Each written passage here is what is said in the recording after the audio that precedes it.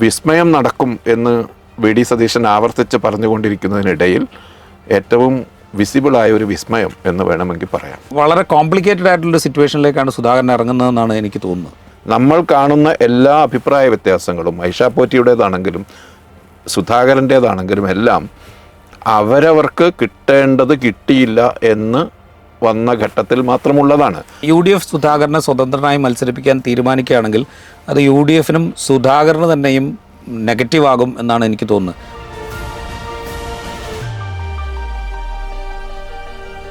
Party അംഗത്വം പുതുക്കാതിരുന്ന G Sudhakaran CPIMൻ്റെ മുൻ സംസ്ഥാന കമ്മിറ്റി അംഗം, മുൻ MLA, മുൻ മന്ത്രി. അദ്ദേഹം ഇന്ന് താൻ സ്വതന്ത്രനാണ് എന്നും അമ്പലപ്പുഴ മണ്ഡലത്തിൽ സ്വതന്ത്രനായി ഈ നിയമസഭാ തെരഞ്ഞെടുപ്പിൽ മത്സരിക്കും എന്നും പ്രഖ്യാപിച്ചിരിക്കുന്നു. UDFൻ്റെ പിന്തുണ, കോൺഗ്രസിൻ്റെയും UDFൻ്റെയും പിന്തുണ അദ്ദേഹത്തിന് കിട്ടുമോ എന്നുള്ള സംശയം നിലനിൽക്കുന്നു, അതിനുള്ള സാധ്യതയും നിലനിൽക്കുന്നു. അക്കാര്യം കോൺഗ്രസും UDFും ചർച്ച ചെയ്ത് തീരുമാനിക്കും എന്ന് മുൻ പ്രതിപക്ഷ നേതാവ് രമേശ് ചെന്നിത്തല ആദ്യവും പ്രതിപക്ഷ നേതാവ് VD സതീശൻ രണ്ടാമതും പറഞ്ഞിരിക്കുന്നു. എന്തായിരിക്കും ജി സുധാകരൻ കേരള രാഷ്ട്രീയത്തിൽ ഇനി അങ്ങോട്ടുണ്ടാക്കാൻ പോകുന്ന ഇമ്പാക്റ്റ്, പ്രത്യേകിച്ച് ഈ നിയമസഭാ തെരഞ്ഞെടുപ്പിൽ? ജി സുധാകരനെ പോലെ പ്രതിച്ഛായയുള്ള മുതിർന്ന നേതാവ് പുറത്തിറങ്ങുമ്പോൾ അത് ആലപ്പുഴയിൽ മാത്രമായിരിക്കില്ല, കേരളത്തിൽ അങ്ങോളം ഇങ്ങോളം CPMന് പൊതുവേദികളിൽ പ്രതിരോധിക്കേണ്ട ഒരു സംഭവമായി മാറാനുള്ള സാധ്യത വളരെ കൂടുതലാണ്. അമ്പലപ്പുഴയിൽ എന്തായിരിക്കും സംഭവിക്കുക? ബഷീർ, നമ്മൾ നേരത്തെ ജി സുധാകരൻ്റെ ആദ്യത്തെ ഫേസ്ബുക്ക് കുറിപ്പ് പുറത്തു വന്നപ്പോൾ തന്നെ നമ്മൾ സംസാരിച്ചിരുന്നു. സാങ്കേതികമായി അദ്ദേഹം പാർട്ടി അംഗമല്ലാതായി മാറിയിരിക്കുന്നു എന്ന് പറഞ്ഞു. ഇന്ന് അദ്ദേഹം അത് സ്ഥിരീകരിച്ചു. ഇനി പാർട്ടി അംഗത്വം എടുക്കുന്നില്ല, ഞാൻ ഇനി സ്വതന്ത്രനാണ്, സർവ്വസ്വതന്ത്രനായി മത്സരിക്കാൻ പോകുന്നു. പക്ഷേ അദ്ദേഹം ഒരു കാര്യം കൂടെ പറയുന്നുണ്ട്, ഞാൻ കമ്മ്യൂണിസ്റ്റ് പാർട്ടിയെ തള്ളിപ്പറയുന്നില്ല, അതിൻ്റെ ആശയങ്ങളെ തള്ളിപ്പറയുന്നില്ല, ആ പാർട്ടിയുടെ നയരേഖയെ തള്ളിപ്പറയുന്നില്ല, പാർട്ടി കൊണ്ട് അംഗീകരിച്ച പ്രമേയങ്ങളെ തള്ളിപ്പറയുന്നില്ല. ഇതൊക്കെ പറഞ്ഞതിന് ശേഷം അദ്ദേഹം ഒരു കാര്യം കൂടെ പറയുന്നുണ്ട്, അടുത്ത മുഖ്യമന്ത്രി പിണറായി വിജയൻ തന്നെ ആകണമെന്നാണ് തൻ്റെ ആഗ്രഹം എന്നും പറയുന്നുണ്ട്. എങ്കിലും അദ്ദേഹം അമ്പലപ്പുഴയിൽ സ്വതന്ത്രനായി മത്സരിക്കാൻ പോകുന്നു. എതിർക്കുന്നത് CPIMൻ്റെ സ്ഥാനാർത്ഥിയെ തന്നെ ആയിരിക്കും. സുധാകരൻ്റെ ഈ വാക്കുകളിൽ നിന്ന് വളരെ കോംപ്ലിക്കേറ്റഡ് ആയിട്ടുള്ള സിറ്റുവേഷനിലേക്കാണ് സുധാകരൻ ഇറങ്ങുന്നതെന്നാണ് എനിക്ക് തോന്നുന്നത്. സുധാകരൻ ഒരു ട്രാൻസിഷൻ സ്റ്റേജിലാണ് എന്നേ ഞാൻ കാണുന്നുള്ളൂ. സുധാകരൻ അധികം വൈകാതെ ഒരുപക്ഷെ UDFൻ്റെ പിന്തുണ പരസ്യമായി കിട്ടുകയാണെങ്കിൽ അതിനുശേഷം ഇക്കാര്യങ്ങളിൽ ഒരു ക്ലാരിറ്റി വരുത്തുകയും UDFൻ്റെ സർക്കാരിന് വേണ്ടി നിലകൊള്ളുകയും അതിനുവേണ്ടി പ്രവർത്തിക്കുകയും ചെയ്യുമായിരിക്കും. പക്ഷേ UDFന് ആ പിന്തുണ കൊടുക്കൽ അത്ര എളുപ്പമാണ് എന്നെനിക്ക് തോന്നുന്നില്ല. അതത്ര വയബിളാണ്, അതല്ലെങ്കിൽ അത്ര വലിയ തോതിൽ എന്തെങ്കിലും ഇമ്പാക്റ്റ് അതുണ്ടാക്കും എന്നും തോന്നുന്നില്ല. കാരണം സുധാകരന് ആ മണ്ഡലത്തിലും ആ മേഖലയിലും പിന്തുണയുണ്ട് എന്ന കാര്യത്തിൽ സംശയമില്ല. അതിനേക്കാൾ കൂടുതൽ സുധാകരൻ മറുപക്ഷത്തേക്ക് പോകുന്നു, അല്ലെങ്കിൽ സുധാകരൻ CPIMനെ കൈയൊഴിയുന്നു എന്നത് മറ്റിടങ്ങളിൽ ചെറിയ തോതിലുള്ള പ്രതിഫലനങ്ങൾക്ക് കാരണമാവുകയും ചെയ്യും. എന്നാൽ അമ്പലപ്പുഴ മണ്ഡലത്തിലെ ഒരു തെരഞ്ഞെടുപ്പ് നടത്തി സ്വതന്ത്രനായി നിന്ന് UDFൻ്റെ പിന്തുണ വാങ്ങി കോൺഗ്രസിൻ്റെയും മറ്റ് ഘടകകക്ഷികളുടെയും അണികളുടെ സഹകരണം ഉറപ്പുവരുത്തി ആ മണ്ഡലം വിജയിച്ചെടുക്കുക എന്നത് സുധാകരനെ സംബന്ധിച്ച് അത്ര എളുപ്പമാണോ എന്ന കാര്യത്തിൽ എനിക്ക് സംശയമുണ്ട്. അതുകൊണ്ട് മാത്രമല്ല, അതിൽ ഈ പറഞ്ഞ പ്രശ്നങ്ങളെല്ലാം ഉണ്ടാകും. സുധാകരൻ അടിയുറച്ച CPIM നേതാവ്, എല്ലാ കാലത്തും അദ്ദേഹം കോൺഗ്രസ് പാർട്ടിയുമായി ഏറ്റുമുട്ടി. അവിടെ അടിത്തട്ടിൽ തന്നെ കോൺഗ്രസ്സുകാരും കോൺഗ്രസ് പ്രവർത്തകരും സുധാകരനും തമ്മിൽ യാതൊരു തരത്തിലുള്ള സൗഹൃദവും ഇല്ലാത്ത വിധത്തിലുള്ള മത്സരമാണ്. നേതൃതലത്തിൽ സൗഹൃദങ്ങൾ എന്നത് അവർ പറയുന്നുണ്ട്, പക്ഷേ കോൺഗ്രസ് പ്രവർത്തകർക്ക് അല്ലെങ്കിൽ UDFൻ്റെ മറ്റ് ഘടകകക്ഷി പ്രവർത്തകർക്ക് സുധാകരനെ ഇത്ര പെട്ടെന്ന് സ്ഥാനാർത്ഥിയായി അംഗീകരിച്ച അദ്ദേഹത്തിൻ്റെ വിജയത്തിന് വേണ്ടി പ്രവർത്തിക്കാൻ കഴിയും എന്ന് കരുതാനാവില്ല. അതുകൊണ്ട് ആദ്യം UDFൻ്റെ പിന്തുണ ഔപചാരികമായി പ്രഖ്യാപിക്കപ്പെടണം. അതിനുശേഷം മാത്രമേ അതിൻ്റെ സാധ്യതകൾ ആരായാൻ കഴിയുമെങ്കിലും അതത്ര എളുപ്പമാണ് എന്ന് തോന്നുന്നില്ല. പക്ഷേ സുധാകരനാണ് ഈ നിയമസഭാ തെരഞ്ഞെടുപ്പ് സമയത്ത് വിസ്മയം നടക്കും എന്ന് VD സതീശൻ ആവർത്തിച്ച് പറഞ്ഞുകൊണ്ടിരിക്കുന്നതിനിടയിൽ ഏറ്റവും വിസിബിളായ ഒരു വിസ്മയം എന്ന് വേണമെങ്കിൽ പറയാം. റൈറ്റ്, അത് ശരിയായിരിക്കെ തന്നെ ഇന്ന് അദ്ദേഹം വാർത്താസമ്മേളനത്തിൽ പറയുന്നത്, ഞാൻ ആരുടെയും പിന്തുണ തേടിപ്പോയിട്ടില്ല, ആരും പിന്തുണയ്ക്കണം എന്ന് നിർബന്ധമില്ല, ഞാൻ സ്വതന്ത്രനായി മത്സരിക്കുകയാണ്, ഞാനൊരു തെരഞ്ഞെടുപ്പ് കൺവെൻഷൻ നടത്തില്ല, ഞാൻ ചുവരെഴുത്ത് നടത്തില്ല, ഞാൻ പാർട്ടിക്കെതിരെ സംസാരിക്കില്ല, ഞാൻ വ്യക്തിഹത്യ നടത്തില്ല, അങ്ങനെ കുറേ കാര്യങ്ങൾ അദ്ദേഹം പറയുന്നുണ്ട്. ഇതൊക്കെ വരും ദിവസങ്ങളിൽ പാലിക്കപ്പെടുകയില്ലോ എന്നുള്ളത് വേറെ പ്രശ്നമാണ്. പക്ഷേ ഇത്തരം നിബന്ധനകൾ വെച്ചുകൊണ്ട് പ്രായോഗിക രാഷ്ട്രീയത്തിൽ പ്രവർത്തിക്കുക എന്ന് പറയുന്നത് സാധ്യമല്ല എന്ന് സുധാകരന് നേരത്തെ മുൻകൂട്ടി അറിയാം. ഞാൻ വിചാരിക്കുന്നത് അദ്ദേഹം ഇപ്പോഴും അദ്ദേഹം പുറത്തിറങ്ങി മത്സരിച്ചാൽ CPM പ്രവർത്തകരോ അണികളോ ആയി നിൽക്കുന്ന ഒരു വലിയൊരു വിഭാഗത്തിന്റെ പിന്തുണ അദ്ദേഹത്തിന് കിട്ടും, പ്രതീക്ഷ അദ്ദേഹത്തിനുണ്ട്. ആ പ്രതീക്ഷയിലാണ് അദ്ദേഹം ഈ വാക്കുകളൊക്കെ പറയുന്നത് എന്ന് എനിക്ക് തോന്നുന്നു. ഈ പ്രതീക്ഷ വെച്ചുകൊണ്ട് UDF അദ്ദേഹത്തെ പിന്തുണയ്ക്കുക എന്ന് പറയുന്നത് UDFനെ സംബന്ധിച്ച് ഒരു വിഡ്ഢിത്തമായിരിക്കും എന്നാണ് എനിക്ക് തോന്നുന്നത്. UDFനെ സംബന്ധിച്ച് ഇപ്പോൾ എടുക്കാവുന്ന ഏറ്റവും പ്രാക്ടിക്കലായ തീരുമാനം എന്ന് എനിക്ക് തോന്നുന്നു ഈ G. സുധാകരനെ സ്വതന്ത്രനായി അവിടെ മത്സരിക്കാൻ വിടുക എന്നുള്ളതാണ്. അങ്ങനെ മത്സരിക്കാൻ വിട്ടാൽ അത് നേരിട്ട് ഹിറ്റ് ചെയ്യുക CPMൻ്റെ വോട്ടിനായിരിക്കും. ഒരു കാരണവശാലും കോൺഗ്രസ് വോട്ട് G. സുധാകരൻ സ്വതന്ത്രനായി മത്സരിച്ചാൽ കോൺഗ്രസിൻ്റെയോ UDFൻ്റെയോ വോട്ട് G. സുധാകരന് കിട്ടാൻ പോകുന്നില്ല. അദ്ദേഹം സ്വതന്ത്രനായി മത്സരിച്ചാൽ അദ്ദേഹം എക്സ്പെക്ട് ചെയ്യുന്ന വോട്ട് എന്ന് പറയുന്നത് അദ്ദേഹം നേരത്തെ മുതൽ അടുപ്പമുണ്ടായിരുന്ന പാർട്ടി പ്രവർത്തകരുടെയോ അനുഭാവികളുടെയോ വോട്ടാണ്. അപ്പോൾ ആ വോട്ടിലുണ്ടാവുന്ന സ്പ്ലിറ്റ് സത്യം പറഞ്ഞാൽ UDF ഒറ്റയ്ക്ക് മത്സരിച്ചാൽ, UDF സെപ്പറേറ്റ് ആയിട്ട് മത്സരിച്ചാൽ UDFന് സുധാകരനെ സംബന്ധിച്ച് അദ്ദേഹം ഉറപ്പുവരുത്താൻ ശ്രമിക്കുന്നത്, സുധാകരൻ ഈ പ്രസ്താവനയിലൂടെ ഞാൻ പാർട്ടിയെ വിട്ടുപോകുന്നില്ല, ഞാൻ ആ നിലപാടുകളും ആശയങ്ങളും ആദർശങ്ങളും വിട്ടുപോകുന്നില്ല എന്ന് പറയുന്നതിലൂടെ സുധാകരൻ യഥാർത്ഥത്തിൽ ഉറപ്പുവരുത്താൻ ശ്രമിക്കുന്നത് അദ്ദേഹത്തിൻ്റെ ബേസിക് സപ്പോർട്ടാണ്. പാർട്ടി CPIM അണികളുമായി ഇടതുപക്ഷ അനുഭാവികളുമായി ബന്ധപ്പെട്ടുള്ള അദ്ദേഹത്തിൻ്റെ മണ്ഡലത്തിലെ അദ്ദേഹത്തിൻ്റെ അടിസ്ഥാന പിന്തുണ എന്ന സംഗതിയെ നിലനിർത്താനാണ് അദ്ദേഹം ശ്രമിക്കുന്നത്. പക്ഷേ അതിനപ്പുറത്തേക്ക് കോൺഗ്രസ് പാർട്ടിയിലെ അണികളെ അല്ലെങ്കിൽ മറ്റ് ഘടകകക്ഷി അണികളെ കൂടെ നിർത്തി അങ്ങനെ ഒരു പ്രവർത്തന രീതി തന്നെ സുധാകരന് സാധ്യമാകുമോ എന്ന കാര്യത്തിലും സംശയമുണ്ട്. എനിക്കിതിലുള്ള ഒരു തോന്നൽ, ഇത് യഥാർത്ഥത്തിൽ ഈ നിയമസഭാ തെരഞ്ഞെടുപ്പിന് വേണ്ടിയുള്ള സ്ഥാനാർത്ഥിത്വമല്ല എന്നാണ്. ഇത് കഴിഞ്ഞ നിയമസഭാ തെരഞ്ഞെടുപ്പിൽ സ്ഥാനാർത്ഥിയാക്കാതിരുന്നതിലുള്ള നിരാശ, അതിലുള്ള അമർഷവും രോഷവും പ്രകടിപ്പിക്കാൻ അദ്ദേഹം ഒരു അവസരം കണ്ടെത്തി. അതിതാ പ്രകടിപ്പിച്ചിരിക്കുന്നു. ഞാൻ നിങ്ങൾക്കെതിരെ പ്രവർത്തിക്കും എന്ന് പറയുമ്പോൾ എനിക്ക് തോന്നുന്നൊരു കാര്യം എന്ന് പറഞ്ഞാൽ കഴിഞ്ഞ നിയമസഭാ തെരഞ്ഞെടുപ്പിൽ അദ്ദേഹത്തെ മത്സരിപ്പിച്ചില്ല. അദ്ദേഹത്തെ മാത്രമല്ല, തോമസ് ഐസക്കിനെ മത്സരിപ്പിച്ചില്ല, EP ജയരാജനെ മത്സരിപ്പിച്ചില്ല. വലിയൊരു നേതൃനിരയെ മാറ്റി നിർത്തിയിട്ടാണ് കഴിഞ്ഞ നിയമസഭാ തെരഞ്ഞെടുപ്പിൽ CPM പുതിയ ആളുകളെ രംഗത്തിറക്കി മത്സരിപ്പിക്കുന്നത്. അവിടെ ഒരു കൗതുകം എനിക്ക് തോന്നിയത്, കഴിഞ്ഞ നിയമസഭാ തെരഞ്ഞെടുപ്പിൽ മാറ്റി നിർത്തപ്പെട്ട ഇപ്പോൾ വിമതർക്കൊപ്പം ചേർന്നതിൻ്റെ പേരിൽ പാർട്ടി പുറത്താക്കിയ PK ശശി എന്ന് പറയുന്ന G. സുധാകരനുമായി ഒരു കാരണവശാലും താരതമ്യം ചെയ്യാൻ പറ്റാത്തൊരു നേതാവിന് കഴിഞ്ഞ നിയമസഭാ തെരഞ്ഞെടുപ്പിൽ മത്സരിപ്പിക്കാതിരുന്നതിന് ശേഷം KTDC ചെയർമാൻ എന്നുള്ളൊരു പദവി CPM കൊടുത്തു. അപ്പോൾ പോലും G. സുധാകരനെ പോലൊരു നേതാവിനെ അക്കോമഡേറ്റ് ചെയ്യണം എന്നുള്ളൊരു തോന്നൽ ആ പാർട്ടി നേതൃത്വത്തിന് ഉണ്ടായേയില്ല എന്ന് തോന്നുന്നു. അദ്ദേഹത്തിന് വളരെ വളരെ ഒബ്വിയസായ അനീതി യഥാർത്ഥത്തിൽ G. സുധാകരൻ നേരെ കാണിച്ചിട്ടുണ്ട്. പാർട്ടിയിൽ ഒരു തരത്തിലും സുധാകരനോട് മാച്ച് ചെയ്യാത്ത ഒരുപാട് ആരോപണങ്ങൾ, ദുരാരോപണങ്ങൾ നേരിട്ട ആളുകളെല്ലാം പാർട്ടിയിൽ തുടരുന്നു. അവർ അക്കമഡേറ്റഡായി അവർ പല പല പൊസിഷനുകളിലും തുടർന്നു. പക്ഷേ G. സുധാകരൻ അദ്ദേഹം തന്നെ കഴിഞ്ഞ തവണ ഫേസ്ബുക്കിൽ എഴുതിയ വിധത്തിൽ അദ്ദേഹത്തോട് അതികഠിനമായൊരു അവഗണന പാർട്ടി കാണിച്ചു. അത് ആലപ്പുഴ ജില്ലാ നേതൃത്വത്തെയാണ് അക്കാര്യത്തിൽ സുധാകരൻ കുറ്റപ്പെടുത്തുന്നത്. ആലപ്പുഴ ജില്ലാ നേതൃത്വത്തിനെതിരെ മാത്രമായിരുന്നു കഴിഞ്ഞ ആഴ്ച വരെ അദ്ദേഹത്തിൻ്റെ പരാതി. അത് ഗോവിന്ദൻ മാസ്റ്റർ കൂടി അത് പ്രതിഫലിപ്പിച്ചു എന്നിടത്താണ് അദ്ദേഹം പിണങ്ങിപ്പോകുന്നത്. പക്ഷേ സുധാകരൻ, ഞാൻ പറഞ്ഞു വരുന്നത്, അതായത് ഈ ശശിയാണെങ്കിലും മറ്റാരാണെങ്കിലും ഇല്ലാത്ത ഒരു അടുപ്പം, അതല്ലെങ്കിൽ ആഭിമുഖ്യം സുധാകരനോട് യഥാർത്ഥത്തിൽ പാർട്ടി അണികൾക്കുണ്ട്. അതുകൊണ്ട് തന്നെ ഇതൊരു വലിയ ഐഡിയോളജിക്കൽ സംഗതിയൊന്നും അല്ലെങ്കിൽ പോലും പാർട്ടിക്കകത്ത് രൂപം കൊള്ളുന്ന ഒരു അഭിപ്രായ ഭിന്നതയെ പ്രതിഫലിപ്പിക്കുന്നതിൽ സുധാകരന് പറ്റും. പ്രത്യേകിച്ചും പാർട്ടിയുമായി ബന്ധപ്പെട്ട് കുറെ കൂടി സ്ട്രോങ് ആയ നിലപാടെടുത്ത ആളുകളെല്ലാം സൈഡാക്കപ്പെടുന്നു. എതിർ ശബ്ദം ഉയർത്താൻ ഏതെങ്കിലും തരത്തിലുള്ള ആളുകൾ ഇല്ലാത്ത അവസ്ഥയിലേക്ക് പാർട്ടിയെ കൊണ്ടുപോകുന്നു തുടങ്ങിയ ആക്ഷേപങ്ങളാണ് ഈ കഴിഞ്ഞ 5 വർഷത്തിനിടയിൽ ഉയർന്നത്. അപ്പോൾ അതിൻ്റെ ഒരു ശബ്ദമായി സുധാകരൻ ഉയർത്തി കാണിക്കപ്പെടും. അത് ഈ CPMനകത്ത് അല്ലെങ്കിൽ പിണറായിയുടെ ഒരു ആധിപത്യത്തിനകത്ത് അതിന് കീഴിൽ നിന്ന ഒരാളെ, അതിലെ എതിർ ശബ്ദത്തെ പുറത്തേക്ക് അദ്ദേഹം പുറത്തേക്ക് വന്നിരിക്കുന്നു, ഞങ്ങളതിനെ പിന്തുണക്കുന്നു എന്ന മട്ടിലുള്ളൊരു നിലപാട് ഒരു പക്ഷേ UDF എടുത്തേക്കും.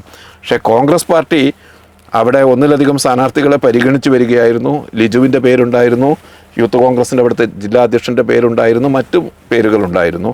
ഇതിനിടയിൽ അവിടെ ആ സീറ്റ് വിട്ടുകൊടുത്ത് അവരെ അവിടെ നിന്ന് മാറ്റി ഈ സീറ്റ് വിട്ടുകൊടുത്ത് UDFൻ്റെ പിന്തുണയുള്ള സ്വതന്ത്ര സ്ഥാനാർത്ഥിയാക്കി സുധാകരനെ മാറ്റുക എന്നത് ഇനിയുള്ള ഈ ചുരുങ്ങിയ സമയം കൊണ്ട് സാധ്യമാകുമോ? അത്തരം ചർച്ചകൾ, അങ്ങനെ ഒരു തീരുമാനം UDF എടുക്കുകയാണെങ്കിൽ UDF ഒരുപക്ഷെ പ്രതീക്ഷിക്കുക G. സുധാകരനെ പോലെ സംസ്ഥാന തലത്തിൽ തന്നെ ഒരു പ്രതിച്ഛായയുള്ള അഴിമതി ഒട്ടും ഏശാത്ത ഒരു നേതാവ് എന്ന് എക്കാലവും പ്രകീർത്തിക്കപ്പെട്ടിട്ടുള്ള CPM-ൻ്റെ നയനിലപാടുകളോട് വിയോജിച്ച്, അല്ലെങ്കിൽ ആ പാർട്ടി സംവിധാനത്തിൽ അദ്ദേഹം നേരിട്ട അവഗണനയോട് വിയോജിച്ച് ഇറങ്ങി വന്നൊരു നേതാവിനെ മത്സരിപ്പിക്കുന്നതിലൂടെ കേരളത്തിൽ അങ്ങോളം ഇങ്ങോളം അസംതൃപ്തരായ ഇടത് സഹയാത്രികരുടെ വോട്ടുകളെ സമാഹരിക്കാൻ ഒരു പക്ഷേ സുധാകരൻ്റെ കാൻഡിഡേച്ചർ സഹായിച്ചേക്കാമെന്ന് അതിന് സുധാകരൻ അങ്ങനെ കണക്ട് ചെയ്യുന്നുണ്ടോ അവരുമായി? സുധാകരൻ വ്യക്തിനിഷ്ഠമായ പ്രാദേശികമായ ആ മണ്ഡലത്തിൽ മാത്രം ഒതുങ്ങുന്ന ഒരു ക്യാമ്പയിൻ അപ്പുറത്തേക്ക് CPIM-നകത്ത് ഇന്ന പ്രശ്നങ്ങൾ രൂപം കൊള്ളുന്നുണ്ട്, ഇന്ന പുഴുക്കുത്തുകൾ രൂപപ്പെട്ടിട്ടുണ്ട്, അതിനെതിരെയാണ്. ഇന്ന് അദ്ദേഹം ക്രിമിനൽ പൊളിറ്റിക്സിനെ കുറിച്ച് സംസാരിക്കുന്നുണ്ട്. പൊളിറ്റിക്കൽ ക്രിമിനൽസിനെ സംരക്ഷിക്കുകയാണ് പാർട്ടി ചെയ്യുന്നത്. പൊളിറ്റിക്കൽ ക്രിമിനൽസിനെ ഉപയോഗിച്ച് എന്നെ വേട്ടയാടി എന്നല്ലേ? എനിക്ക് തോന്നുന്നു അദ്ദേഹം തീർത്തും വ്യക്തിനിഷ്ഠമാണ് പറയുന്നത്. അദ്ദേഹവുമായി ബന്ധപ്പെട്ട അദ്ദേഹത്തിൻ്റെ അച്ഛനെ അപമാനിച്ചു, അദ്ദേഹത്തിൻ്റെ കുടുംബത്തെ അപമാനിച്ചു, ആ നാട്ടിലുള്ള ലോക്കൽ ഗുണ്ടാ സ്വഭാവമുള്ള CPIM-കാരെ വിട്ട് തന്നെ അപമാനിച്ചു. ആ വിധത്തിലുള്ള തീർത്തും വ്യക്തിനിഷ്ഠമായ ലോക്കലായ കാര്യങ്ങളാണ് സുധാകരൻ കഴിഞ്ഞ തവണയും പറഞ്ഞത്. ഇപ്പോഴും അദ്ദേഹത്തിൻ്റെ മുൻകാലങ്ങളിൽ എല്ലാ കാലത്തും ഉണ്ട് എന്ന് എനിക്ക് തോന്നിയിട്ടുണ്ട്. പ്രത്യേകിച്ച് ഈ നിയമസഭാംഗത്വം അല്ലെങ്കിൽ മന്ത്രിപദം ഇതുമായി റിലേറ്റ് ചെയ്തിട്ടാണ് അദ്ദേഹത്തിൻ്റെ ഈ വ്യക്തിപരമായ താല്പര്യങ്ങൾ വലിയ തോതിൽ പ്രകടിപ്പിക്കപ്പെട്ടിട്ടുള്ളതും. ഇപ്പോൾ ഒരു ഉദാഹരണം പറഞ്ഞു കഴിഞ്ഞാൽ 2006-ൽ VS അച്യുതാനന്ദൻ സർക്കാരിൽ ആദ്യം അദ്ദേഹം മന്ത്രിസ്ഥാനത്തേക്ക് വരുന്നതിന് തൊട്ട് മുമ്പ് അദ്ദേഹത്തെ യഥാർത്ഥത്തിൽ പരിഗണിച്ചിരുന്നത് സ്പീക്കർ പദവിയിലേക്കായിരുന്നു.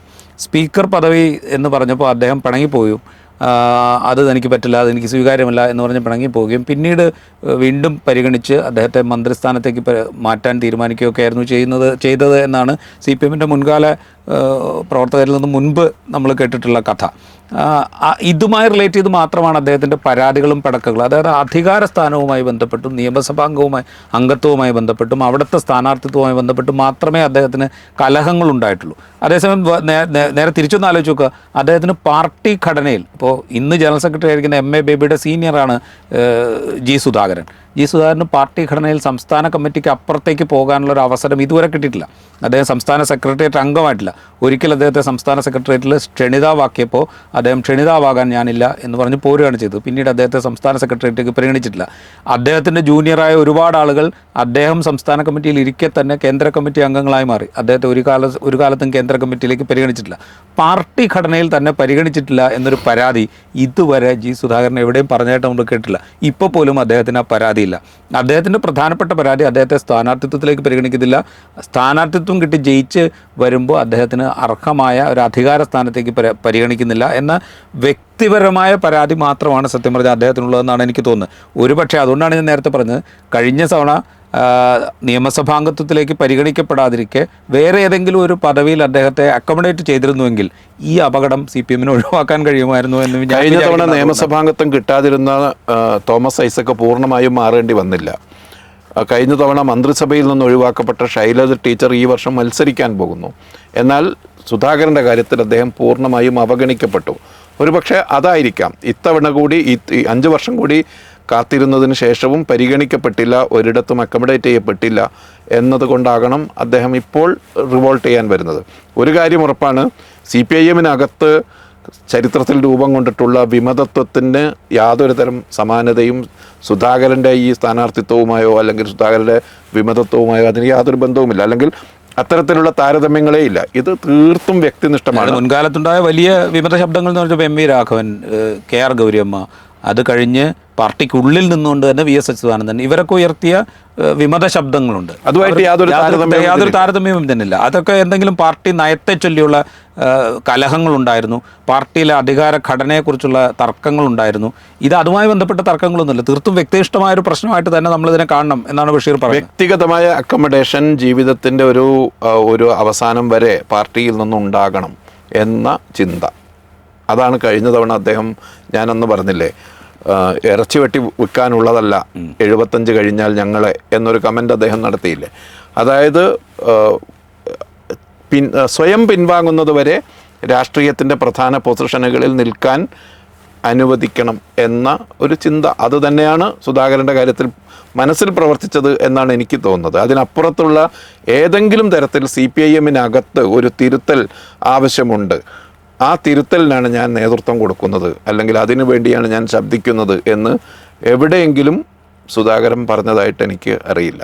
അദ്ദേഹത്തിനെതിരെ ചില അവഗണന, ചില വിവേചനങ്ങൾ നടപ്പാക്കപ്പെടുന്നു, അതിലുള്ള അദ്ദേഹത്തിൻ്റെ പരാതി, ചില കളിയാക്കലുകൾ നടക്കുന്നു, അതിനെതിരെയുള്ള പരാതി, ഈ തരത്തിലാണ് അത് പുറത്തേക്ക് വന്നത്. ഏതായാലും അമ്പലപ്പുഴയിലും ആലപ്പുഴ ജില്ലയിലെ ചുറ്റുവട്ടത്തും ചെറിയ തോതിലുള്ള പ്രത്യാഘാതങ്ങൾ സുധാകരൻ്റെ ഈ പുറത്തേക്കുള്ള പോക്ക് ചെറിയ തോതിലുള്ള പ്രത്യാഘാതങ്ങൾ ഉണ്ടാക്കും, ഇടതു മുന്നണിക്ക് ഉണ്ടാക്കും. വേറൊരു കാര്യം കൊണ്ടുണ്ട്. ഇപ്പോൾ ഈ നിയമസഭാ തെരഞ്ഞെടുപ്പിൽ ബഷീർ പറഞ്ഞല്ലോ, അതായത് വിസ്മയമുണ്ടാകും എന്ന് പറഞ്ഞതിൽ ഏറ്റവും വലിയ വിസ്മയമായി ഇപ്പോൾ നിൽക്കുന്നത് ജി സുധാകരനാണ് എന്ന് പറഞ്ഞല്ലോ. പക്ഷേ ഈ തെരഞ്ഞെടുപ്പിൽ, സമീപകാല തെരഞ്ഞെടുപ്പുകളിലൊന്നും കാണാത്തതുപോലെ CPIM-നും LDF-നും തലവേദന ആയിക്കൊണ്ട് പല നേതാക്കളും പുറത്തേക്ക് വരികയും അവരെ അക്കോമഡേറ്റ് ചെയ്യാത്തുള്ള എതിർപ്പ് പ്രകടിപ്പിക്കുകയും അവർ എതിർപാളയത്തിലേക്ക് പോവുകയും ചെയ്യുന്ന കാഴ്ചയൊക്കെ നമ്മൾ കണ്ടു. ഇപ്പോൾ ആയിഷ പൊറ്റി ഒരു ഉദാഹരണമാണ്. കൊട്ടാരക്കരയിൽ അവർ മാറി കോൺഗ്രസ് കാൻഡിഡേറ്റ് ആയിട്ട് മത്സരിക്കാൻ പോകുന്നു. ഇപ്പോൾ ജി സുധാകരൻ അദ്ദേഹം സ്വതന്ത്രനായി മത്സരിക്കും എന്ന് CPI-യിലും സമാനമായ പ്രശ്നങ്ങളുണ്ട്. മറ്റൊരു കാരണത്താലാണെങ്കിൽ പോലും, ഇതിനേക്കാൾ കുറച്ചുകൂടെ ക്രെഡിബിളായ കാരണങ്ങളോടെ പയ്യന്നൂരിൽ വി കുഞ്ഞികൃഷ്ണൻ അദ്ദേഹം പാർട്ടി ഫണ്ടിനെ സംബന്ധിച്ചുള്ള ഗൗരവമായ ആരോപണങ്ങൾ ഉന്നയിച്ചുകൊണ്ട് പുറത്തേക്കിറങ്ങി വിമതനായിട്ട് മത്സരിക്കാൻ ആലോചിക്കുന്നു. അപ്പോൾ കഴിഞ്ഞ കാലത്ത് ഇല്ലാത്ത വിധത്തിലുള്ള വിമത ശബ്ദങ്ങൾ ഈ തെരഞ്ഞെടുപ്പിൽ LDF-നും CPM-നും പതിവില്ലാത്ത വിധത്തിലുള്ള തലവേദന ഉണ്ടാക്കും എന്ന് കരുതണോ? ഇതൊരു എന്താ പറയുക, ഒരു ചരടിലേക്ക് വരാനുള്ള എന്തെങ്കിലും ഒരു സാധ്യത ഇപ്പോൾ കാണുന്നുണ്ടോ? ചരടിലേക്ക് വരാനുള്ള യാതൊരു സാധ്യതയും ഞാൻ കാണുന്നില്ല. പ്രത്യേകിച്ചും ഇപ്പോൾ പറഞ്ഞിരിക്കുന്നതിൽ, ഇപ്പോൾ പുറത്തേക്ക് വന്നിരിക്കുന്നതിൽ ഏറ്റവും പ്രധാനപ്പെട്ട നേതാവ് ജി സുധാകരൻ അത്തരമൊരു കാര്യത്തിന് നേതൃത്വപരമായ പങ്ക് വഹിക്കും എന്ന് നമുക്ക് കരുതാൻ കഴിയില്ല. മാത്രമല്ല, ഇതൊരു 10 വർഷത്തെ ഒരു സ്റ്റാഗ്നേഷൻ ഉണ്ടല്ലോ സംഘടനാ കാര്യങ്ങളിലുള്ള. ഭരണത്തിൽ തുടരുന്നതിൻ്റെ അതിൻ്റെ മറുവശത്തുള്ള ഒരു നിഷ്ക്രിയത്വമുണ്ടല്ലോ, ആ നിഷ്ക്രിയത്വത്തിൽ നിന്നുണ്ടാകുന്ന അതാണ് ഈ പുറത്തേക്കുള്ള പൊട്ടിത്തെറികൾ എന്നേ കണക്കാക്കാനാകൂ. അത് ഈ നിയമസഭാ തെരഞ്ഞെടുപ്പിൽ തോറ്റ് പാർട്ടി വീണ്ടും പ്രതിപക്ഷ പ്രവർത്തനത്തിൽ ഏർപ്പെട്ടാൽ ആ കാര്യം പരിഹരിക്കപ്പെടും. സ്വാഭാവികമായും ഭരണത്തിൽ തുടർച്ച ഉണ്ടാവുകയാണെങ്കിൽ ഇത്തരത്തിലുള്ള അഭിപ്രായ വ്യത്യാസങ്ങൾ പുറത്തേക്ക് വരുന്നു. പക്ഷേ നമ്മൾ കാണുന്ന എല്ലാ അഭിപ്രായ വ്യത്യാസങ്ങളും, ഐഷ പോറ്റിയുടേതാണെങ്കിലും സുധാകരൻ്റേതാണെങ്കിലും എല്ലാം അവരവർക്ക് കിട്ടേണ്ടത് കിട്ടിയില്ല എന്ന് വന്ന ഘട്ടത്തിൽ മാത്രമുള്ളതാണ്. അതുകൊണ്ട് തന്നെ അതിപ്പോൾ ഗൗരിയമ്മ മുന്നോട്ട് വെച്ച ഒരു വിമതത്വത്തെയോ അല്ലെങ്കിൽ MVR-ന്റെ വിമതത്വത്തെയോ ഇതുമായി താരതമ്യം ചെയ്യാനേ കഴിയില്ല. അങ്ങനെ ഒരു സംഗതി രൂപപ്പെട്ട് വരുന്നതായി സങ്കല്പിക്കാനും കഴിയില്ല. റൈറ്റ്. അവസാനമായിട്ടൊരു കാര്യം കൂടെ നമുക്ക് ആലോചിക്കേണ്ടതെന്ന് വെച്ചാൽ, ഇപ്പോൾ ജി സുധാകരൻ്റെ കാര്യത്തിൽ ആലോചിച്ച് തീരുമാനമെടുക്കും എന്ന് കോൺഗ്രസും UDF-ഉം പറഞ്ഞിട്ടുണ്ട്. അമ്പലപ്പുഴയിൽ ഇത് എങ്ങനെ എന്ത് നടപ്പാവുമെന്നാണ് അമ്പലപ്പുഴയിൽ എനിക്ക് തോന്നുന്നത്, ഞാൻ നേരത്തെ പറഞ്ഞതുപോലെ 10,000 വോട്ടിനോ മറ്റാണ് സലാം ജയിച്ചത്. കഴിഞ്ഞ തവണ 10,000 വോട്ടിനോ മറ്റാണ് സലാം CPM-ന് വേണ്ടി അമ്പലപ്പുഴയിൽ നിന്ന് ജയിക്കുന്നത്. CPM-നെ സംബന്ധിച്ച് കഴിഞ്ഞ തെരഞ്ഞെടുപ്പ് വരെ അമ്പലപ്പുഴ അത്യാവശ്യം സേഫ് ആയിട്ടുള്ളൊരു മണ്ഡലമാണ് എന്ന് അവർക്ക് കരുതാമായിരുന്നു. പക്ഷേ കഴിഞ്ഞ ലോക്കൽ ബോഡി ഇലക്ഷനിൽ CPM-ന് അവിടെ വലിയ തിരിച്ചടി ഉണ്ടായിട്ടുണ്ട്. ഒരു പക്ഷേ ഇതുവരെ CPM-നുണ്ടായ ഏറ്റവും വലിയ തിരിച്ചടികളിലൊന്ന് കഴിഞ്ഞ തദ്ദേശഭരണ തെരഞ്ഞെടുപ്പിലാണ് ഉണ്ടായത്. അവരുടെ വോട്ട് ഷെയറിൽ വലിയ തോതിൽ ഇടിവുണ്ടായി. BJP-ക്ക് പല ഭാഗങ്ങളിലും വോട്ട് കൂടി. ഞാൻ വിചാരിക്കുന്നത് ആ അമ്പലപ്പുഴ മണ്ഡലം എടുത്തു കഴിഞ്ഞാൽ UDF-ന് ഒരു ചെറിയ ലീഡ്, തദ്ദേശഭരണ തെരഞ്ഞെടുപ്പിലെ വോട്ട് എടുത്തു കഴിഞ്ഞാൽ UDF-ന് ഒരു ചെറിയ ലീഡ് ഉണ്ട് എന്നുള്ളതാണ്. എങ്കിൽ പോലും അത് CPM-നെ സംബന്ധിച്ച് അത് തിരിച്ചു പിടിക്കാവുന്ന ഒരു മണ്ഡലം തന്നെ ഇവിടെ നിലനിൽക്കും. പക്ഷേ ജി സുധാകരൻ വരുന്നതോടെ ഈ ഇക്വേഷൻസിലൊക്കെ മാറ്റം വരാനുള്ളൊരു സാധ്യതയുണ്ട്. ജി സുധാകരൻ ഒറ്റയ്ക്ക് മത്സരിച്ചാൽ, സ്വതന്ത്ര സ്ഥാനാർത്ഥിയായിട്ട് മത്സരിച്ചാൽ അദ്ദേഹത്തിനൊരു 3000 മുതൽ 5000 വരെ വോട്ട് പിടിക്കാനുള്ള ശേഷി ഇപ്പോഴും അവിടെ ഉണ്ട് എന്നാണ് ഞാൻ കണക്കാക്കുന്നത്. അത് അദ്ദേഹം ഒറ്റയ്ക്ക് പിടിക്കുകയാണെങ്കിൽ അത് CPM-നെ സംബന്ധിച്ച് വലിയ പ്രഹരമായിരിക്കും, LDF-നെ സംബന്ധിച്ച് വലിയ പ്രഹരമായിരിക്കും. കാരണം അവരുടെ പോക്കറ്റിൽ നിന്ന് ഒരു 5000 വോട്ട് മാറിയാൽ ആ മണ്ഡലം മറിയും. അപ്പോൾ ആ ഒരു സിറ്റുവേഷൻ അവിടെയുണ്ട്. പിന്നെ കഴിഞ്ഞ ലോക്കൽ ബോഡി ഇലക്ഷനിൽ BJP നേടിയ വോട്ടുകൾ അത് ഇത്തവണ BJP റീറ്റെയിൻ ചെയ്യുകയാണെങ്കിൽ അവിടെ ധീവരസഭയുടെ വലിയൊരു പ്രസൻസ് ഉണ്ട്. ധീവരസഭയിലേക്ക് കടന്നു കയറാൻ BJP വലിയ തോതിൽ ശ്രമങ്ങൾ നടക്കുന്നുണ്ട്. ഇപ്പോൾ കഴിഞ്ഞ ദിവസം കൊച്ചിയിൽ ധീവരസഭയുടെ സമ്മേളനത്തിലാണ് പ്രധാനമന്ത്രി പങ്കെടുത്തത്. വലിയ പങ്കാളിത്തം ധീവരസഭയുടെ ആ സമ്മേളനത്തിലുണ്ടായിരുന്നു. അതായത് ആ വിഭാഗത്തിലേക്ക് കടന്നു കയറാൻ BJP ശ്രമം നടത്തുന്നുണ്ട്. അതിൻ്റെ ഒരു പ്രതിഫലനം ഈ അമ്പലപ്പുഴ മണ്ഡലത്തിലും ഉണ്ടാകും. അപ്പോൾ ആ വോട്ട് പോവുക എന്ന് പറയുന്നത് കാലങ്ങളായി കോൺഗ്രസിനും CPM-നും കിട്ടിക്കൊണ്ടിരുന്ന വോട്ടുകളാണ്. ഏതാണ്ട് ഒരു 60-40% എന്നുള്ള കണക്കിൽ. അതിൽ നിന്ന് നഷ്ടപ്പെട്ടു പോകുന്ന വോട്ടുകൾ അതിലും ഒരു പങ്ക് CPM കിട്ടിക്കൊണ്ടിരുന്ന LDF കിട്ടിക്കൊണ്ടിരുന്ന വോട്ടുകളുണ്ടാവും. ഈ തീവ്രസഭയുടെ വോട്ടുകളിൽ എത്രത്തോളം ഇടിവുണ്ടാകുന്നു, ജി സുധാകരൻ എത്രത്തോളം വോട്ട് പിടിക്കുന്നു, ജി സുധാകരൻ അദ്ദേഹത്തിൻ്റെ വ്യക്തിബന്ധങ്ങളെ ഉപയോഗിച്ചുകൊണ്ട് പാർട്ടിയുമായി അദ്ദേഹത്തിന് നേരത്തെ ഉണ്ടായിരുന്ന വലിയ ബന്ധം ഉപയോഗപ്പെടുത്തിക്കൊണ്ട് അദ്ദേഹം ഒരു 5000 വരെ വോട്ട് പിടിക്കുകയാണെങ്കിൽ ഈ മറ്റ് ഫാക്ടേഴ്സ് കൂടെ പരിഗണിച്ചാൽ LDF വലിയ വെല്ലുവിളി അമ്പലപ്പുഴ മണ്ഡലത്തിൽ ഉണ്ടാകും എന്നുള്ള കാര്യത്തിൽ ഒരു തർക്കവും. പ്രാദേശികമായി സലാമിനെതിരെ പാർട്ടി അണികൾക്കിടയിൽ അത്ര വലിയ സലാമിനെതിരെയുള്ള ഒരു വികാരമുണ്ട്, അദ്ദേഹത്തെക്കുറിച്ച് അത്ര വലിയ മതിപ്പില്ല എന്ന ഒരു ചിത്രം അവിടെ ഉണ്ട്. കഴിഞ്ഞ തവണത്തെ അദ്ദേഹത്തിൻ്റെ വിജയം തന്നെ യഥാർത്ഥത്തിൽ LDF വലിയ സ്വാധീനമുള്ള മേഖലയിൽ നിന്നല്ല സലാമിന് ഭൂരിപക്ഷം കിട്ടിയത്. UDF പരമ്പരാഗതമായി ഭൂരിപക്ഷം നേടുന്ന ആലപ്പുഴ മുനിസിപ്പാലിറ്റിയിലെ പകുതി വാർഡുകൾ ഇപ്പുറത്തും പകുതി വാർഡുകൾ അമ്പലപ്പുഴ, അതിൽ സക്കരിയ ബസാർ, ലജ്നത്ത് പോലെയുള്ള മുസ്ലിം ഭൂരിപക്ഷ മേഖലകളിൽ നിന്നാണ് സലാമിന് ജയിക്കാൻ ആവശ്യമായ ഭൂരിപക്ഷം കിട്ടിയത്. മറ്റ് മേഖലകളിൽ സലാം താഴെയായിരുന്നു. അപ്പോൾ അടിത്തട്ടിൽ പാർട്ടി പ്രവർത്തകർക്കിടയിൽ സലാമിനെതിരെ ചില അപശബ്ദങ്ങളുണ്ട്, അല്ലെങ്കിൽ കഴിഞ്ഞ തവണ കിട്ടിയ അത്രയും പിന്തുണ കിട്ടാൻ സാധ്യതയില്ല എന്ന ഒരു അന്തരീക്ഷം നിലനിൽക്കുന്നുണ്ട്. അതോടൊപ്പം തന്നെ മറുവശത്ത് വരാൻ പോകുന്ന സുധാകരനെ UDF പിന്തുണയ്ക്കുകയാണെങ്കിൽ ഈ ഏരിയയിൽ നിന്നും അപ്പുറത്തു നിന്നും സുധാകരൻ ഈവനായി വോട്ട് കിട്ടാനുള്ള സാധ്യതയുണ്ട്. ഈ UDF പിന്തുണ മുഴുവനായും തന്നെ നടപ്പാക്കപ്പെടുകയാണെങ്കിൽ, അത് ആ വിധത്തിൽ പിന്മാറി നിൽക്കാതെ UDF പിന്തുണയ്ക്കുകയാണെങ്കിൽ പാർട്ടി അണികളിൽ നിന്നും എല്ലാ വിഭാഗത്തിൽ നിന്നും ഒരു അപ്പർ ക്ലാസ്സിൽ നിന്നുമൊക്കെയുള്ള വോട്ട് കിട്ടി രാജീവ് ഇവിടെ വിശദീകരിച്ച ഈ ഒരു പശ്ചാത്തലം കൂടി വെച്ച് സുധാകരൻ വിജയിക്കുക എന്നൊരു സാധ്യതയുണ്ടോ? അതിനുള്ളൊരു സാധ്യത ഞാൻ കാണുന്നില്ല. കാരണം UDF സുധാകരനെ സ്വതന്ത്രനായി മത്സരിപ്പിക്കാൻ തീരുമാനിക്കുകയാണെങ്കിൽ അത് UDF സുധാകരന് തന്നെയും നെഗറ്റീവ് ആകും എന്നാണ് എനിക്ക് തോന്നുന്നത്.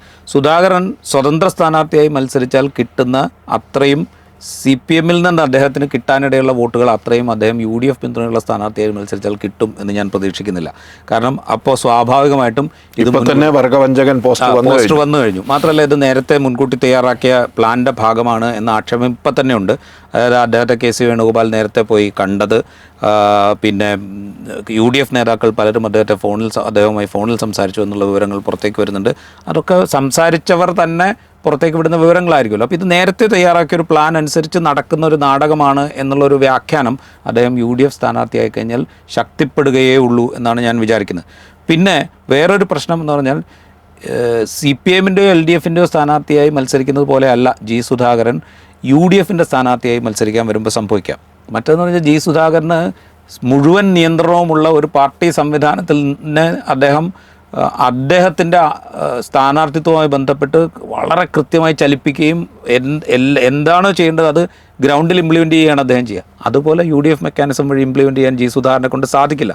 അപ്പോൾ അത് വലിയ പ്രയാസമായിരിക്കും UDF ഉണ്ടാക്കുക എന്നാണ് എനിക്ക് തോന്നുന്നത്. ജി സുധാകരനെ പിന്തുണയ്ക്കാൻ അവർ തീരുമാനിച്ചാൽ. ഇപ്പോൾ LDF പ്രതിരോധത്തിൽ നിൽക്കുന്നു.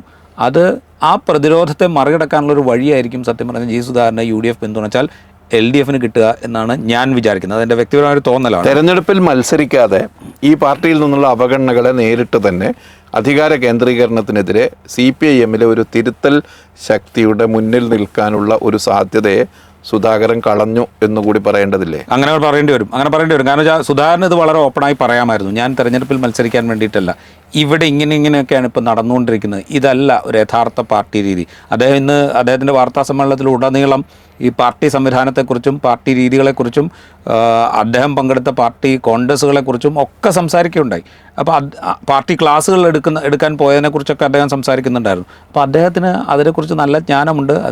അതിന് ഈ പാർട്ടി സംവിധാനം ഇപ്പോൾ ഇങ്ങനെയാണ് പ്രവർത്തിച്ചുകൊണ്ടിരിക്കുന്നത്, ഇതല്ല ഇതിൻ്റെ രീതി എന്ന് പറഞ്ഞുകൊണ്ട് അദ്ദേഹത്തിന് മത്സരിക്കാതെ നിന്നു കഴിഞ്ഞാൽ കിട്ടാമായിരുന്ന ഒരു വലിപ്പം UDF പിന്തുണ ഇല്ലാതെ മത്സരിച്ചാൽ ആ സാധ്യത അവിടെ തന്നെ കിടക്കും. പക്ഷേ UDF പിന്തുണയോടെ മത്സരിക്കുകയാണെങ്കിൽ ആ സാധ്യത അതോടുകൂടെ അവസാനിക്കും. അതാണ് സംഭവിക്കുക. അദ്ദേഹം ഈ നിയമസഭാ സ്ഥാനാർത്ഥിത്വത്തിന് വേണ്ടി മാത്രം കലാപക്കൊടി ഉയർത്തിയ ഒരാളായി മാത്രം രേഖപ്പെടുത്തപ്പെടുകയും ചെയ്യും. യഥാർത്ഥത്തിൽ അങ്ങനെ രേഖപ്പെടുത്തപ്പെടേണ്ട ഒരാളല്ല ജി സുധാകരനെങ്കിൽ പോലും അങ്ങനെയായിരിക്കും അത് രേഖപ്പെടുത്തപ്പെടുക. ഞാൻ വേറൊരു കാര്യം കൂടെ ചോദിക്കാം, നമുക്ക് ഈ സംസാരിക്കാൻ തോന്നുന്നു. ഇപ്പോൾ വിമത ശബ്ദം ഉയർത്തിയ സ്ഥലങ്ങളിലൊക്കെ UDF പതിവില്ലാത്ത വിധത്തിൽ UDFും കോൺഗ്രസും അത്തരം ആളുകളെ പിന്തുണയ്ക്കാൻ തയ്യാറായി രംഗത്ത് വരുന്ന കാഴ്ച നമ്മൾ കാണുന്നുണ്ട്. ഇപ്പോൾ കൊട്ടാരക്കര ആയിഷ പോറ്റി ജി സുധാകരൻ്റെ കാര്യത്തിൽ ആലോചിക്കുന്നു. CC മുകുന്ദൻ CPI നിന്ന് പുറത്തേക്ക് വന്നപ്പോൾ ഞങ്ങൾ ആലോചിക്കാം എന്ന് പറയുന്നു.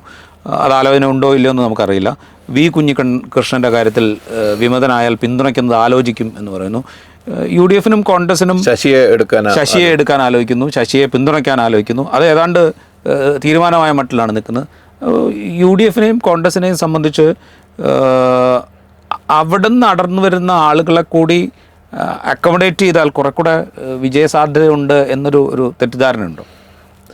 കോൺഗ്രസിനെ സംബന്ധിച്ച് പതിവില്ലാത്തൊരു രീതിയാണിത്. അതായത് അപ്പുറത്ത് വിമതത്വം എക്സ്പ്രസ് ചെയ്ത് പുറത്തേക്ക് വരുന്ന ആളുകളെ കൂട്ടുക, അവരെ സ്ഥാനാർത്ഥി പട്ടികയിലേക്ക് ഉൾപ്പെടുത്തി അവരെ കുന്തമുനയാക്കി നിർത്തി തെരഞ്ഞെടുപ്പ്. എം വി രാഘവനോ KR ഗൗരിയമ്മയോ അവർ പാർട്ടി രൂപീകരിച്ചപ്പോൾ ഘടകകക്ഷികളാക്കിയത് അത് വേറെ സിനാരിയോ ആണ്. അവരുടെ തലപ്പൊക്കം വേറെയാണ്. അതുപോലെ അല്ല ഇവരാരും. പക്ഷെ അൻവറിന്റെ കാര്യത്തിൽ അങ്ങനെ സംഭവിച്ചത് യഥാർത്ഥത്തിൽ അൻവറിന്റെ കാര്യത്തിലാണ് അങ്ങനെ സംഭവിക്കുമെന്ന് പ്രതീക്ഷിച്ചിരുന്നത്. കാരണം അൻവർ ആ വിധത്തിൽ വലിയൊരു പല ആരോപണങ്ങൾ ഉന്നയിച്ചാണ് വന്നത്. അൻവറിനെ തന്നെ മുന്നിൽ നിർത്തി തെരഞ്ഞെടുപ്പിനെ നേരിട്ട് ഉപതെരഞ്ഞെടുപ്പിൽ അൻവറിനെ വിജയിപ്പിച്ച് തുടർന്നുള്ള നിയമസഭാ തെരഞ്ഞെടുപ്പിൽ അൻവറിനെ കേരളം മുഴുവൻ യാത്ര ചെയ്യിച്ച് അതേ ആരോപണങ്ങൾ ആവർത്തിച്ച് തെരഞ്ഞെടുപ്പിലേക്ക് പോകുക എന്നതാണ് ഒരു പഴയ രീതി. അത് ഇത്തവണ ചെയ്തില്ല. അതേസമയം ഈ തെരഞ്ഞെടുപ്പിൽ സ്ഥാനാർത്ഥിത്വത്തിലേക്ക് അടുക്കുമ്പോൾ ലഭ്യമാകുന്ന വാർത്തകളനുസരിച്ച് 5-ലധികം ആളുകളെങ്കിലും അപ്പുറത്ത് കഴിഞ്ഞ തവണ മത്സരിച്ചവരോ അല്ലെങ്കിൽ അപ്പുറത്തുള്ളവരോ ആയ ആളുകൾ UDFൻ്റെ സ്ഥാനാർത്ഥികളായി വരുമെന്ന് പറയുന്നു. പക്ഷേ അത്തരം ആളുകളെ അക്കോമഡേറ്റ് ചെയ്ത് ഒരു തെരഞ്ഞെടുപ്പ് കണ്ടക്ട് ചെയ്യാനുള്ള മനോനില യഥാർത്ഥത്തിൽ കോൺഗ്രസ് പാർട്ടിക്ക് ഇല്ല എന്ന് അത് നമുക്ക് ഉറപ്പിച്ച് പറയാവുന്ന കാര്യമാണ്. അടിത്തട്ടിൽ വലിയ പൊട്ടിത്തെറികളായിരിക്കും സ്ഥാനാർത്ഥിത്വം നിഷേധിക്കപ്പെട്ട ആളുകളുടെ ഭാഗത്തുനിന്നും അവരെ പിന്തുണക്കുന്ന ആളുകളുടെ ഭാഗത്തുനിന്നും കോൺഗ്രസ്സിനുണ്ടാവുക. വലിയ ഗുണം അത്തരത്തിലുള്ള സ്ഥാനാർത്ഥിത്വങ്ങൾ യഥാർത്ഥത്തിൽ കോൺഗ്രസ്സിന് ചെയ്യില്ല. അതായത് ഒരു സെമി കേഡർ സംവിധാനം എന്നൊക്കെ KPCC പ്രസിഡന്റായ കാലത്ത് K. സുധാകരൻ പറഞ്ഞ രീതിയിലേക്ക് കോൺഗ്രസ് പാർട്ടി ഇനിയും മാറിയിട്ടില്ല. അതുകൊണ്ട് തന്നെ ഈ അപ്പുറത്തുനിന്ന് വന്ന ആളുകളെ ഇപ്പുറത്തേക്ക് നിർത്തി മത്സരിപ്പിച്ച് കഴിഞ്ഞ് കഴിഞ്ഞാൽ അവരെ വലിയ തോതിൽ ഏറ്റെടുത്ത് ഒരു തെരഞ്ഞെടുപ്പ് വിജയത്തിലേക്ക് കൊണ്ടുവരാൻ പാകത്തിലുള്ള യഥാർത്ഥത്തിൽ രാജീവ് പറഞ്ഞ പോലെ വിമതരുടെ വോട്ടുകൾ വിമതർക്ക് വിട്ട് സ്വന്തം വോട്ടുകൾ ഉറപ്പിച്ച് സ്വന്തം സ്ഥാനാർത്ഥികളെ വിജയിപ്പിക്കുക എന്ന സ്ട്രാറ്റജി ആയിരിക്കും കോൺഗ്രസിനെ സംബന്ധിച്ച് കുറെ കൂടി നല്ലത്. റൈറ്റ്. എന്തായാലും G. സുധാകരൻ അദ്ദേഹം അവകാശപ്പെടുന്നത് പോലെ 63 വർഷം നീണ്ട പാർട്ടി ബന്ധം അവസാനിപ്പിച്ച് സ്വതന്ത്രനായി മത്സരിക്കും എന്ന് പ്രഖ്യാപിച്ചിരിക്കുന്നു. UDFൻ്റെ തീരുമാനം എന്തായിരിക്കും എന്നുള്ളത് ഇനി അറിയാനിരിക്കുന്നതേ ഉള്ളൂ. വരും ദിവസങ്ങളിൽ എന്തായാലും G. സുധാകരൻ ഇനി അങ്ങോട്ട് പറയാൻ പോകുന്ന കാര്യങ്ങൾ അത് പ്രതിരോധിക്കേണ്ട വലിയ ഉത്തരവാദിത്തം LDFനും CPMനും ഉണ്ടാകും. അദ്ദേഹത്തിൻ്റെ ഓരോ വാക്കും വാചകവും UDFന് വലിയ തോതിൽ തെരഞ്ഞെടുപ്പ് പ്രചരണത്തിന് ഉപയോഗിക്കാൻ പാകത്തിൽ ആകുകയും ചെയ്യും. ഈ എപ്പിസോഡ് ഇവിടെ പൂർത്തിയാവുന്നു. മറ്റു എപ്പിസോഡിൽ വീണ്ടും കാണാം.